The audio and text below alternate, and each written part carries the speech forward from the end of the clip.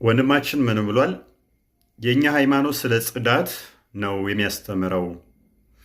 እንዴት ጽዱ መሆን እንዳለባችሁ አስተምሯችኋል ይልና ንጽህናን የሚቃወም ማህበረሰብ ይላል። በመጀመሪያ ደረጃ የእናንተ ሃይማኖት ንጽህና አያስተምርም።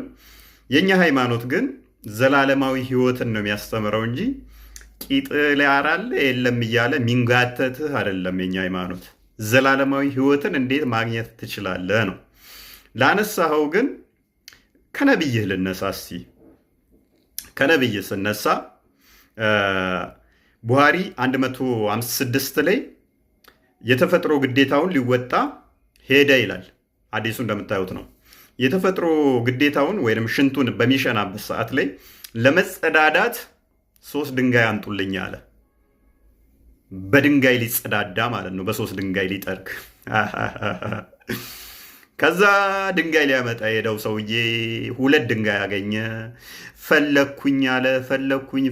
ፈለግኩኝና 3ኛ ድንጋይ አጣሁኝ። ከዛ የደረቀበት አገኘው፣ ኩበት ማለት ነው ወይም ፋንድያ። 3ኛ እሱን ይዤ ለመጣው አለ ነብዩ። ከዛ 2ቱን ድንጋይ ተቀበለኝና ፋንድያውን ጣለው ወይንም እበቱን ጣለው አለ። የደረቀውን ኩበት ማለት ነው። ከዛ ወዲያ ምን አይነት ትእዛዝ ሰጠ ነብይህ? ሐዲሶቹ እንደምታዩቸው ነው።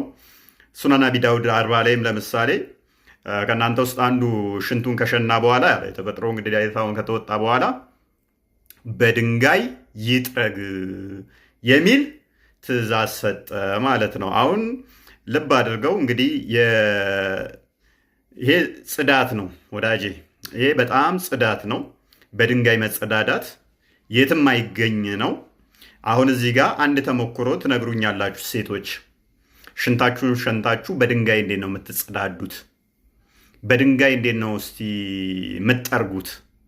እንዴት ነው የምሞዥቁት? የሙስሊም ሴቶች በድንጋይ ነብያችሁን ያዘዘው በድንጋይ ሞዥቁት፣ ጥረጉት ማለት ነው። ያው ንጽህና በጎዶሎ ድንጋይ ነው ደግሞ ያላችሁ። በ2 ድንጋይ አይቻልም፣ በ4 ድንጋይ አይቻልም፣ በ6 አይቻልም። በጎዶሎ ሚኒመም የሚቻለው ደግሞ አለ 3 ድንጋይ ነው። በ3 በ5 በ7 ድንጋይ ብልታችሁን እንዴት ነው እስቲ ምሞዥቁት? ሴቶች፣ የሙስሊም ሴቶች ንጽህና ለመጠበቅ ማለት ነው። ሌላኛው ምንድነው እሱ ሱነን አቢ ዳውድ 3080 ላይ ነብያችሁ ቅማል እንዳለበት ይነገራል። ይሄ የንጽህና መለኪያ ነው እንዴ? ሚስቱ ዜነብ ቅማል እንደምለቅምለት ሐዲሱ ይናገራል።